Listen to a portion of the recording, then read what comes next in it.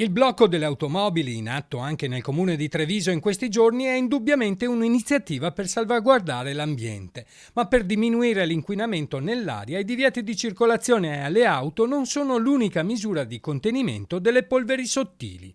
Per diminuire realmente l'inquinamento, in particolare nel periodo invernale, la provincia di Treviso, secondo i principi contenuti nel Piano regionale di tutela e risanamento dell'atmosfera, ha deciso di promuovere un'azione finalizzata alla riduzione del consumo dell'energia e dell'emissione dei gas derivanti dagli impianti di riscaldamento civili, aprendo un bando di 200.000 euro per la concessione di contributi per l'efficientamento di impianti termici civili. Per contribuire alle spese dei concittadini che intendono sostituire impianti termici, che possono essere impianti termici a gas, a metano, a legna, quindi a biomassa, oppure a gasolio.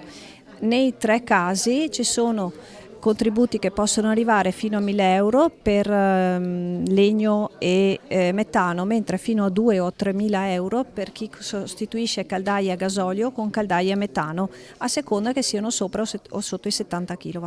Grazie alla sostituzione di vecchie caldaie e stufe si potranno ottenere tre risultati: il risparmio energetico, la riduzione delle emissioni in aria e una maggiore sicurezza degli impianti.